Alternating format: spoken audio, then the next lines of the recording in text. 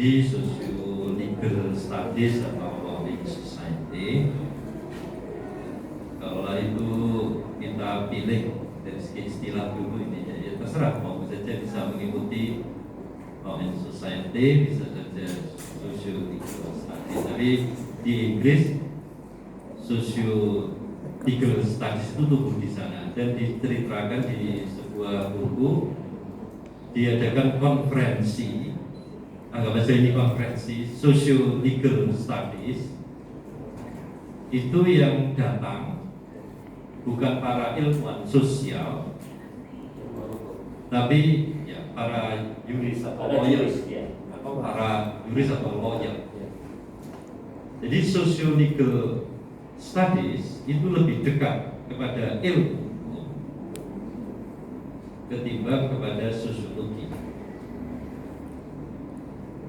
Jadi kalau sosiologi hukum itu sebenarnya untuk pengembangan sosiologi, karena induk dari sosiologi hukum itu adalah sosiologi. Nah, socio-legal studies itu tidak menginduk pada sosiologi karena dia interdisiplin tadi. Dan kontribusi socio-legal studies itu pada pengembangan ilmu, bukan pada pengembangan sosiologi. Nah, di situ kelihatan kelemahan pendapatnya Reza Banakar yang tidak perlu menyamakan. Sebenarnya ya memang kalau dari segi studi ya bisa saja kita studi sosiologi, social studies atau law and society. Cuma kontribusinya kan beda sebenarnya. Kalau sosiologi hukum itu pada sosiologi sebenarnya. Maka teori-teori sosiologi hukum juga merujuk pada teori-teori sosiologi mainstream gitu ya. Tapi kalau socio-legal studies kan bisa aja ke antropologi, ke politik, tidak harus ke sosiologi hukum. Dan itu untuk pengembangan ilmu hukum, memahami hukum sebagai salah satu institusi sosial. Itu pertama. Jadi kalau mau memberi pelajaran sosiologi, beri pelajaran aja, karena itu juga bahan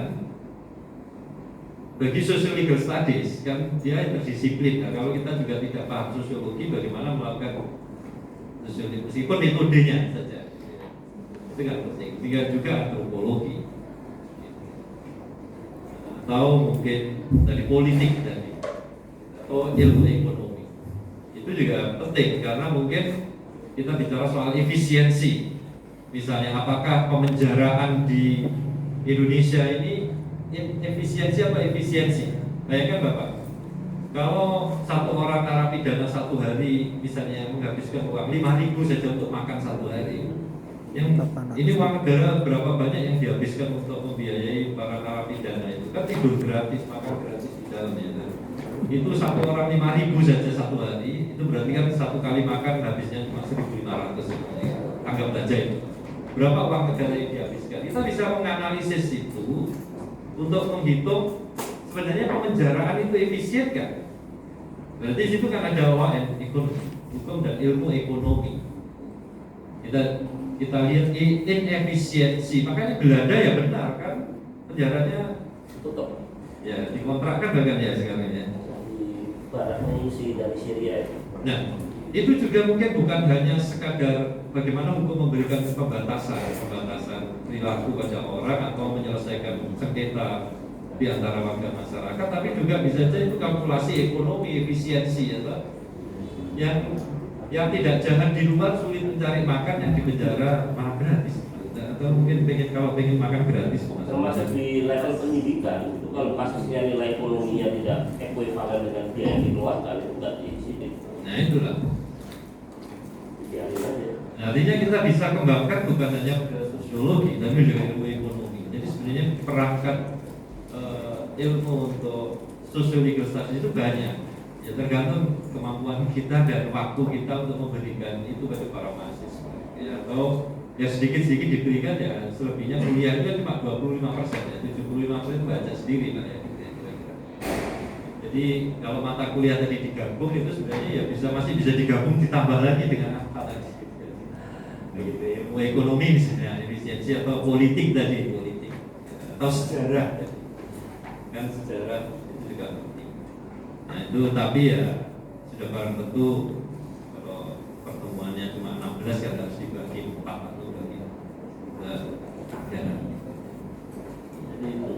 sosiologi tetap. Nah, semua itu pasti punya dampak pada masyarakat hukum, dan putusan hukum itu kan punya dampak. Nah, penelitian itu penting, terutama di Indonesia. Misalnya undang-undang anti pornografi, pada waktu dilahirkan itu banyak demo, ya, di mana-mana ada demo. Setelah sekarang tetap dipertahankan. Ya, kita coba teliti dampak undang-undang anti pornografi, masyarakat kita tambah porno atau masyarakat kita tambah anti pornografi. Makin porno. Dan penelitian mahasiswa saya, situs internet yang paling banyak mengakses situs pornografi di seluruh dunia, bukan di seluruh dunia, termasuk Indonesia. Kalau di kita dilarang, dilarang kan penasaran, Pak. Indonesia itu termasuk yang banyak konsumen pornografi. Maksudnya tak gambar, tak Video. kita aja kalau lihat ada artis kemudian ada kena pornografi, terus beredar video itu, kita kan membuka. Padahal kita anti tapi pengen tahu gitu. Saya itu seumur hidup tidak pernah buka situs pornografi sekali. Meskipun ada isu-isu, wah artis ini sama ini, ada dikirimi teman itu nggak pernah saya buka. Maksud saya apa?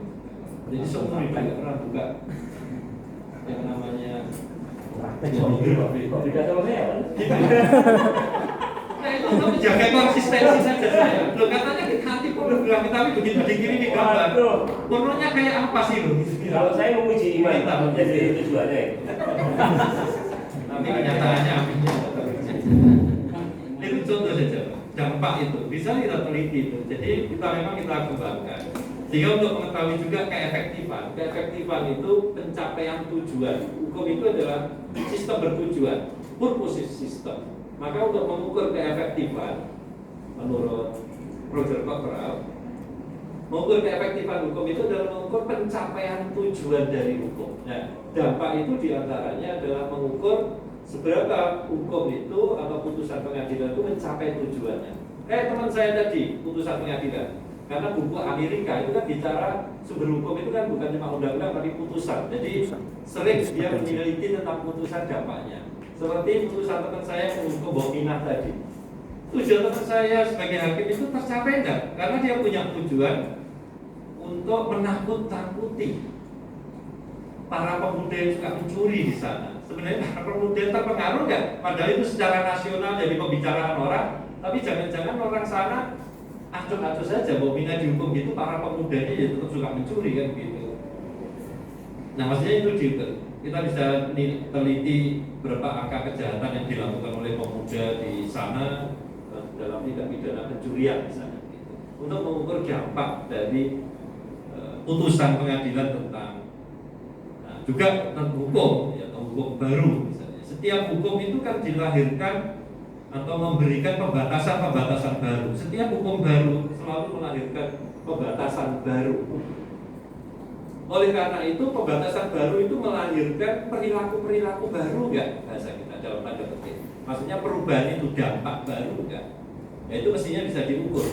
Ya kita kan karena terbiasa dengan studi yang normatif, kita lupa bahwa itu pun sebenarnya bisa diukur. Saya juga banyak membaca buku tentang, sekarang itu yang sedang saya teliti adalah children residing in prison with mother. Anak-anak di bawah umur, childhood, babies, terserah bahasanya, yang hidup di penjara karena diajak ibunya. Penelitian kayak begitu di Amerika dan Eropa sangat banyak. Di Indonesia itu enggak ada. Padahal ada prakteknya, ada penelitian kecil tentang itu, tapi nggak signifikan dibandingkan penelitian di Eropa dan di Amerika yang sudah muncul ratusan di jurnal internasional terindeks. Ratusan, Indonesia satu pun. Nah itu bicara soal dampak juga Pak, karena ternyata anak yang hidup bersama ibunya di LP itu tidak diatur.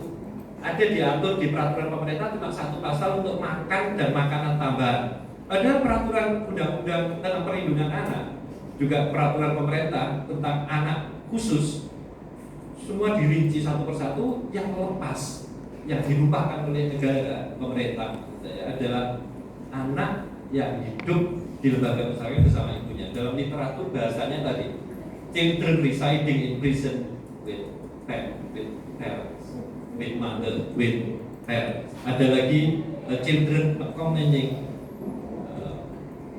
with mother atau with parents. Ada lagi istilah children living in prison with parents atau children of incarcerated parents, anak-anak dari orang tua yang terpenjara. Tapi ada yang di luar penjara, ada yang di dalam. Itu penelitiannya banyak. Itu bagian juga penelitian mengenai dampak dari putusan pengadilan pada ibunya. Itu berdampak apa pada anak-anaknya? Penelitian itu banyak di Amerika dan di Eropa. Kita masih belum memiliki dampak-dampak kayak gitu. Tidak. Jadi anak itu bisa dilihat sebagai double victim. Victim korban ganda dari orang tua yang dipenjara karena dia melakukan kejahatan. Dan bagaimana negara merespon itu juga bagian dari dampak dari hukum kita. Nah, sosiologi itu nggak perlu dihapus ya, itu memang ilmu dasar. Kemudian tadi yang pertanyaannya berhubungan dengan ilmu hukum, apa sudah jenuh? Enggak. Sebenarnya studi-studi normatif tentang hukum itu juga berkembang di dalam literatur. Studi normatif, debat mengenai what is law seperti disampaikan moderator tadi, itu sampai sekarang masih terus berkembang. Termasuk perdebatan antara H.L. Ahad dan Ronald Dworkin. Kalau H.L. Ahad kan mengatakan bahwa hukum itu adalah sistem aturan. Maka ketika hakim menghadapi perkara dan hukumnya tidak jelas, maka H.L. Ahad sampai pada kesimpulan bahwa hakim harus create new law, menciptakan hukum baru. Dworkin berbeda. Hakim jangan begitu. Ini sama-sama positivisme sebenarnya. Artinya ini menunjukkan perkembangan. Studi itu sebenarnya tidak jenuh, terus berkembang, muncul pemikiran-pemikiran baru tentang what is law, apa hukum itu. Gitu ya. Sehingga Dworkin sampai pada kesimpulan bahwa Ahad terlalu berlebihan, dia menganut diskresi keras, sehingga hakim bisa menciptakan hukum baru. Kalau Dworkin kan enggak, kalau ada kasus-kasus yang sulit, di Amerika namanya hard case, kasus sulit, maka hakim tidak boleh menciptakan hukum baru, tapi hakim harus lari ke posisi yang lebih tinggi, yaitu masuk ke dunia prinsip, asas. Jadi asas itu di level atas, tidak di level bawah. Di level bawah peraturan dulu diterapkan. Kalau peraturannya tidak jelas, menurut Dworkin, hukum tidak menciptakan hukum baru. Kalau kita membaca undang-undang kekuasaan kehakiman kan, hakim tidak boleh menolak perkara dengan alasan aturan hukumnya tidak ada atau tidak jelas. Nah itu kalau kita menggunakan jawabannya H.L. Ahad, create new law, menciptakan hukum baru. Tapi oleh Dworkin itu disalahkan. Tidak, hakim tidak lari ke penciptaan hukum baru, tapi lari ke asas. Makanya hukum dibagi dua, ada rule standar dan non-rule standar. Jadi Dworkin membagi hukum itu ke dalam dua, standar aturan dan standar yang bukan aturan. Nah, standar bukan aturan itu kategori hukum adalah prinsipal, asas. Jadi kalau hukumnya tidak jelas, tidak menciptakan hukum baru, kalau menciptakan hukum baru, hakim itu punya diskresi yang luas, terlalu gede bagi hakim. Hakim itu ditunjuk, bukan dipilih seperti DPR. Jadi dia tidak beri kewenangan untuk create law. Nah maka jalan pikiran Ronald Dworkin tidak menciptakan hukum baru, tapi lari ke asas, mencari general rules dari prinsipal. Mungkin saja di prinsipal ada dua, itu dicontohkan oleh Dworkin. Nah, debat itu sudah sampai situ, bahkan berkelanjutan sampai sekarang. Jadi sebenarnya tidak jenuh, hanya kita mungkin mahasiswa kita berhenti di situ. Jadi pemahaman mungkin teoritisnya, perdebatan di ruang doktrinal tadi mungkin perlu diperkaya. Maka mahasiswa kita perlu diminta untuk mengkonsumsi juga buku literatur, bacaan-bacaan artikel jurnal internasional yang normatif, supaya kita tahu perkembangan pemikiran yang kemudian ini, bahwa dunia normatif juga berkembang. juga tetap menarik untuk didiskusikan, masih menarik. Orang Belanda yang pernah ke UNS itu membaca dekan saya itu gelarnya MHUM. Dia kan heran, MHUM itu apa? Ini contoh ketika itu orang normatif. Terus saya cuma menjawab, MHUM itu adalah gelar, mungkin kalau dalam bahasa Inggris, Humanities Sciences. Iya kan? Kenapa gelar orang hukum ada gelar yang berhubungan dengan Humanities Sciences, ilmu-ilmu humaniora itu tadi maksudnya. Kan ada Natural Sciences, nah itu menunjukkan bahwa gelarnya itu masuk pada bidang Humanities Sciences. Kalau tidak salah dia dari Leiden, saya lupa namanya, banyak beberapa. Sciences dia nggak ngerti bahwa orang hukum kok belajar itu. Tapi tetap ilmu-ilmu itu tetap berkembang. Ya, hanya memang lahirnya sosiologi hukum, sosiologi itu kan kritis terhadap studi-studi yang doktrinal tadi, yang dogmatik. Tapi itu sendiri sangat berkembang. Maka masih banyak artikel-artikel jurnal internasional yang menunjukkan analisis-analisis baru. Misalnya, kalau terjadi konflik hukum, apa yang harus ditempuh? Dalam hukum internasional ada studi-studi mengenai hal itu, dan temuan-temuan baru juga banyak. Itu terus berkembang. Anda bisa sekarang menulis atau meneliti, ini normatif sekali ya, terjadi konflik hukum di Indonesia misalnya. Apa yang ditempuh? Hukum kita itu mungkin nggak beri petunjuk yang jelas kalau terjadi konflik di antara dua aturan atau lebih. Nah ini biasanya studi-studi dalam hukum internasional, konflik norma-norma internasional. Dan jalan yang ditempuh apa? Teori-teori ini juga berkembang. Bagaimana menyelesaikan konflik hukum. Nah nanti dua-duanya punya kegunaan. Jadi studi-studi dogmatik itu juga berkembang, studi-studi sosiologi juga perlu dikembangkan. Ya, tinggal kekuatan mahasiswa kita di mana. Kemudian batas tadi, batas-batas antara sosiologi, sociological studies, law and society itu masuk ilmu hukum atau enggak? Ilmu hukum itu dalam literatur bahasa yang dipakai jurisprudence atau legal doctrine. Tadi juris dari kata juris of law dan prudence. Nah, sosiologi jelas bukan ilmu hukum. Tapi kenapa dipelajari di Fakultas Hukum? Karena tadi, karena kita ingin mendapatkan complete picture, gambar lengkap tentang hukum. Jadi bisa saja. Nah, apakah studi-studi itu memperluas perbatasan ilmu hukum? Anggap saja dulu perbatasan ilmu hukum itu satu meja ini. Yang jelas studi-studi sosiologi menambah perbatasan ilmu hukum. Jadi bukan lagi studi-studi hanya tentang yang bersifat dogmatik atau doktrinal tadi, baik pada tingkatan dogmatik, teori atau filsafat. Tapi memang batas ilmu hukum itu, ini masih bicara ilmu hukum dalam pengertian jurisprudence, itu lebih bertambah. Paling tidak dengan sociological studies tadi, kan dia tidak masuk sosiologi, nggak masuk juga antropologi, dia masuk pada ilmu hukum karena penemuan-penemuan dalam studi sosiologi tadi itu berguna bagi ilmu hukum. Jadi perbatasan ilmu hukum menurut saya itu bertambah, berkembang seiring dengan perkembangan itu.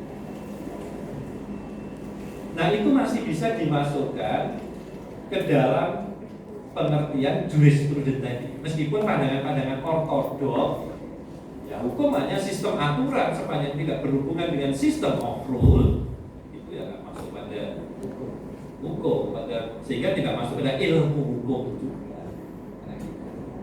Nah itu pandangan-pandangan ortodoks.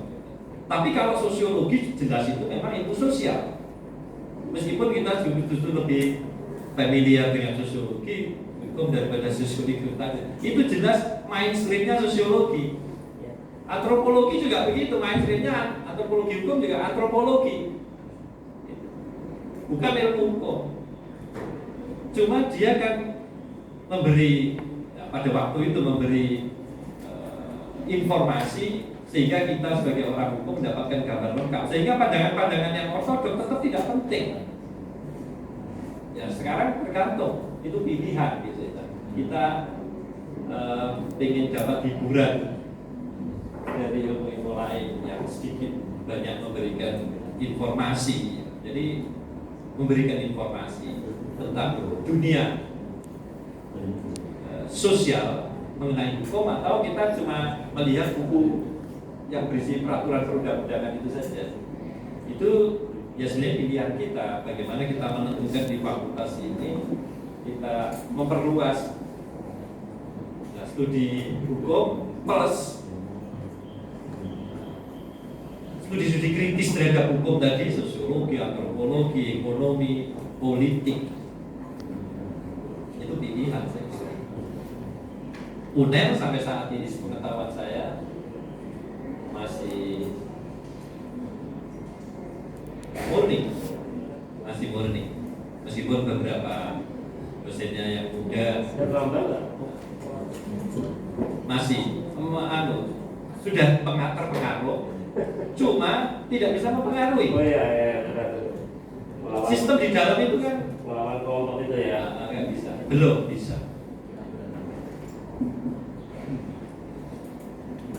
Itulah pilihan maksud saya. Jadi, nah dari jawab pertanyaan yang terakhir tadi, teori itu making explanation. Jadi apapun teori itu membuat penjelasan mengenai realitas yang kita hadapi. Tapi kan itu perlu dibuktikan. Justru penelitian itu kan kita untuk testing teori, kita untuk menguji teori. Ya kita bisa saja membuat penjelasan bahwa menurut teori apa tadi Mas? Konspirasi itu adalah konspirasi. Ya teori memang gunanya untuk explanation. Sama dengan anak saya tanya, Pak itu di langit itu kok ada benda terbakar jatuh ke bumi. Ya, saya jelaskan menurut teori. Tapi apakah teori yang saya jelaskan itu perlu dibuktikan kenyataannya bahwa itu seperti yang saya jelaskan. Saya akan menjelaskan pada anak saya itu kemungkinan ada benda di angkasa sana yang jatuh ke bumi karena dia bergesekan dengan atmosfer, memunculkan panas sehingga terbakar. Kan begitu. Itu penjelasan ilmiahnya. Tapi ternyata siapa tahu bahwa itu adalah malaikat yang bergerak ke bumi kan, sehingga bukan benda angkasa. Itulah teori testing. Ya, teori itu mungkin juga, tapi dia gunanya untuk making explanation, sampai making description. Gitu ya. Di teori tetap teori bisa saja menjelaskan, dan teori itu bisa saja pilihan karena banyak teori yang bisa menyediakan jawaban. Sama dengan pertanyaan kita tentang kejahatan. Apa yang menyebabkan anak-anak melakukan kejahatan? Ada teori imitasi. Jawaban kita bahwa anak itu melakukan kejahatan karena meniru. Ya meniru siapa saja yang bisa ditiru nih. Meniru dari televisi, meniru dari teman-temannya, meniru dari tokoh-tokoh yang dia lihat. Tapi jawaban itu juga bisa dijawab dengan karena pengaruh lingkungan.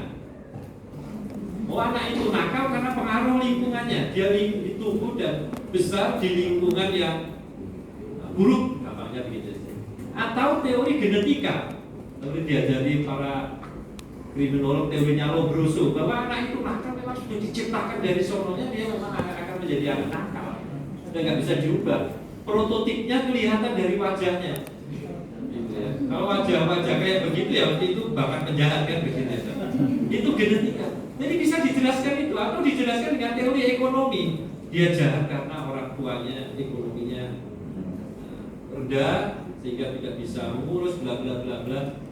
Jadi teori menyediakan jawaban, tapi tetap jawaban itu, makanya penelitian itu tujuannya untuk membuktikan kebenaran, atau itu kan menjadi hipotesis. Teori itu menghasilkan hipotesis atau jawaban sementara atas kenyataan. Makanya itu tetap butuh diujikan. Ya karena jawabnya ada dengan teori yang mungkin saja benar, tapi mungkin saja kalau dibuktikan tidak terbukti. Ya. Tapi bisa saja benar. Saya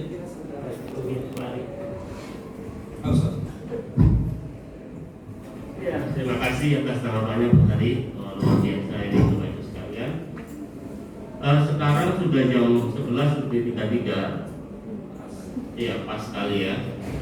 Apakah cukup atau masih mau tambah lagi Bapak Ibu? Yang dari ada pertanyaan juga?